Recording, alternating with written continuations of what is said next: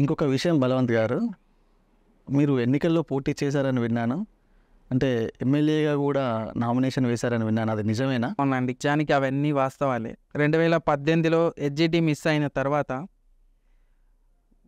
అంటే కొంచెం సఫర్ అయ్యాను కాబట్టి అప్పుడే జనరల్ ఎలక్షన్స్ వచ్చినాయి వెంటనే.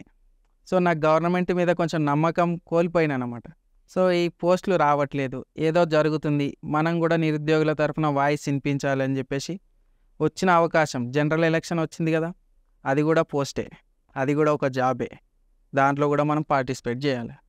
ఒక్క పోస్ట్ అయితే పోటీ పడదాం అని చెప్పేసి ఎమ్మెల్యేగా నామినేషన్ వేసాను 2018లో. నిరుద్యోగుల తరఫున నామినేషన్ వేసాను. దాదాపు 500 పైచిలకు ఓట్లు వచ్చినాయి. అసలు నేను కూడా నమ్మలేదు, ఆర్థికంగా అసలు డబ్బులే లేవు, అయినా కూడా నమ్మకం, ఏదో చేద్దామని ఇంటెన్షన్తో అట్లా చేశాను. సో అది చేయడానికి కారణం ఎవరంటే Netaji study circle director Siddhartha గారు. ఆయన నిరుద్యోగుల తరఫున గత కొన్ని సంవత్సరాలుగా పోరాడుతున్నారు. సో ఆయన ఒక పిలుపునిచ్చారు విద్యార్థుల కోసం, మీరు ఇది కూడా ఒక జాబ్ అనుకొని నామినేషన్ వేయండి, నిరుద్యోగుల తరఫున మీ వాయిస్ వినిపించండి అని చెప్పేసి 15 మంది స్టూడెంట్స్తోని నామినేషన్ వేయించారు 2018లో. దాంట్లో నేను ఒక్కడిని. ఆ రోజు మా ఇద్దరి బంధం బలపడింది.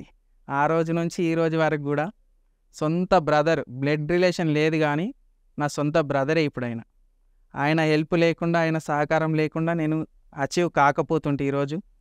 అందుకే ఈ జాబ్ని, నాకు వచ్చినటువంటి టీజీటీ, పీజీటీ, జేఎల్ జాబుని, ఈ 3 జాబులు కూడా సిద్ధార్థ గారికి, నాకు హెల్ప్ చేసినటువంటి సుధాకర్ గారికి అంకితం అని చెప్తున్నాను మీ ఛానల్ తరఫున.